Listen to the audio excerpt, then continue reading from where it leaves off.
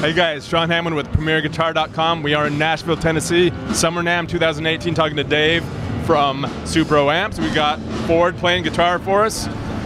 Dave, this is the Blackmagic Reverb, and it is a project that you undertook with Lenny Kravitz, right? Yes, indeed. We were very fortunate enough to be contacted by Lenny Kravitz when we initially made the Blackmagic amp, which has subsequently been our most popular Supro tube amp.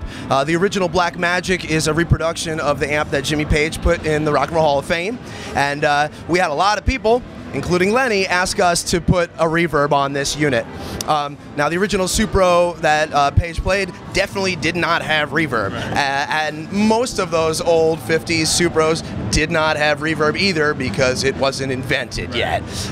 However, we wanted to take a modern twist and put our own thing on the Blackmagic and make Lenny happy, so we made the Blackmagic Reverb. It's based on the same power amp Class A topology and has basically the entire same output section, 25 watts, 6973 power tubes, classic Supro mid-range.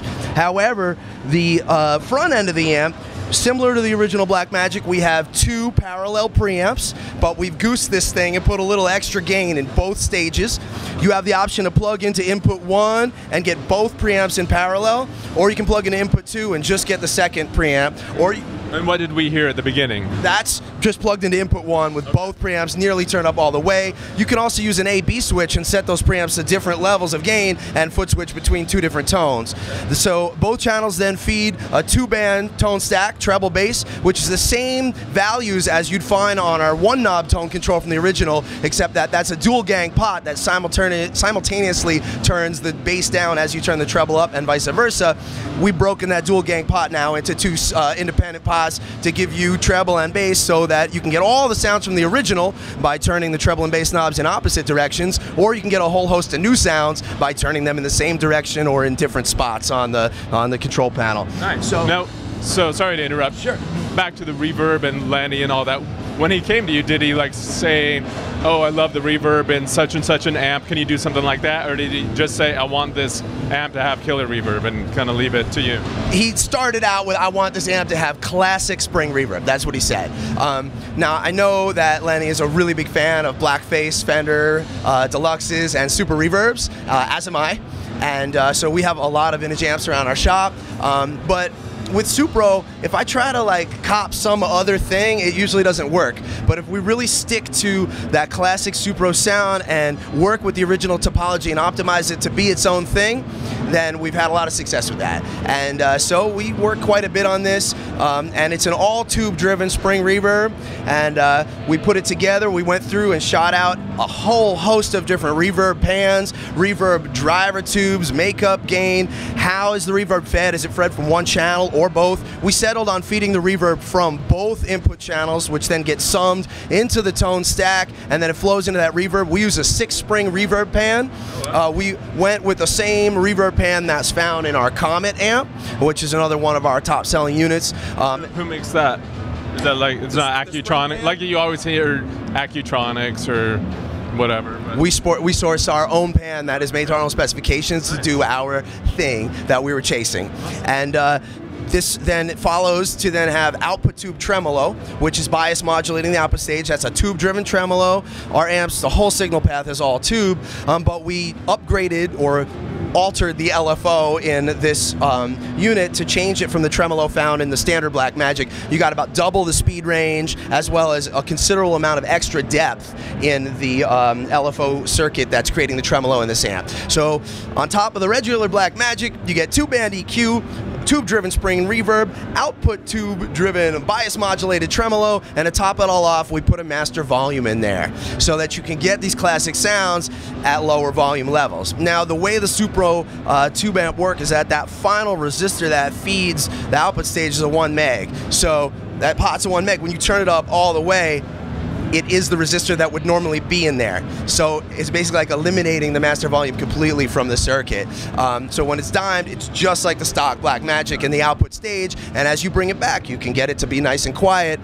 With the additional advantages, most people know Supro amps got gain in the phase inverter. So there's a lot of power amp breakup that happens in a Supro. So you can actually get more headroom out of the power stage by bringing that master volume down to like 1 o'clock. And then after 1 o'clock, 2 o'clock, you start really getting that power tube saturation. But you can take advantage, of course, of all the preamp, extra preamp gain and whatnot that's in there at pretty much any volume level. Sweet. So you've covered a lot of ground there, a lot of technical stuff, but you want to just show us 2 or 3 other sounds, like show us the tremolo maybe, and Absolutely. The whole parallel series thing. Ford here has been playing this amp for a few weeks since it came out, and so he's going to take you through some tones.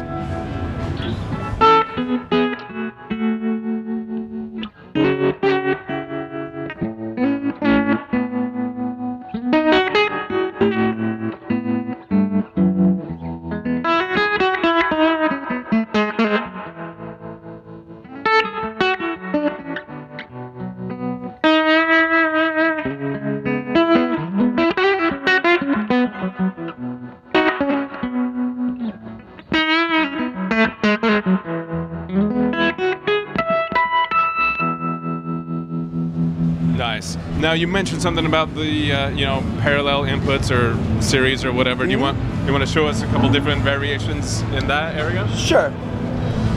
If I use input 1, I get 1 and 2 together. If I move this thing over without even changing any settings on the amp, we get a slightly skinnier sound.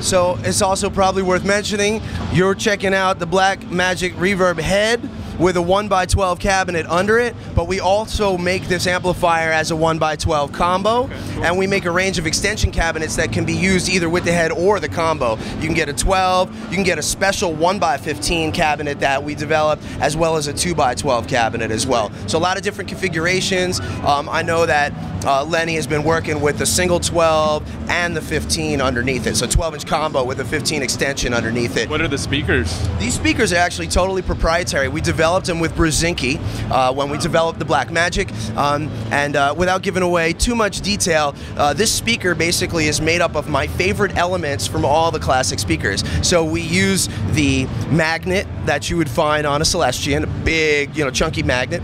We use the really high-end suspension and Spider and all that stuff from an Electro Voice like EVM speaker, really high power speaker. We use the paper cone that's actually made in England. That's a fairly difficult to source single supplier cone that is the closest modern manufactured speaker cone to what you would have found in an early 60s Jensen. Real thin paper, stiff cone, and that's a big part of our sound, but there's one final magic piece, and that's the JBL D120. Legendary JBL speakers used by Grateful Dead in the Wall of Sound, and favored by a lot of classic Fender artists from the 60s. They were the most expensive speaker you could get stock with Fender amps. They had a real special voice coil in them, and nobody makes that anymore. And it's got a super tight tolerance and a special way that it's made. So, to sum it up, you got a Celestion magnet, a suspension from an EV, the cone from a vintage Jensen, and a JBL voice coil, and it is all wrapped together to be a very special sound that we developed to get that Supro tone in the modern era. Because obviously these amps, while hewing to the sound and the spirit of the originals, aren't necessarily made with modern components that can be shipped all over the world, and we very proudly build these amps using circuit boards because they're reliable and consistent from unit to unit. It provides ultra low noise performance, and that speaker, there was not a single stock speaker I could find in manufacturing that made me feel like, yeah, that's a Supro, that's it. It's an instantly recognizable sound. It's one of the classic tones. So we really had to kind of go out of our way, not only to create the Tolex and the transformers, but also the custom speakers, which are made in the US by Eminence. Sweet. All right, I got a request for you. Why don't you tell people how much it's going to be, where to go to find it, and then let's crank the reverb and have Ford play us out.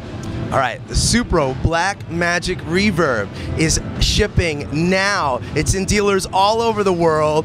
The combo version is $14.99, and the head version you just heard is $12.99. Assembled in Port Jefferson, USA, New York, Long Island by my crew of hardcore guitar playing tube amp building mamas. All right, give them the damn website. SuproUSA.com. Discover the legend. Ford, take us out.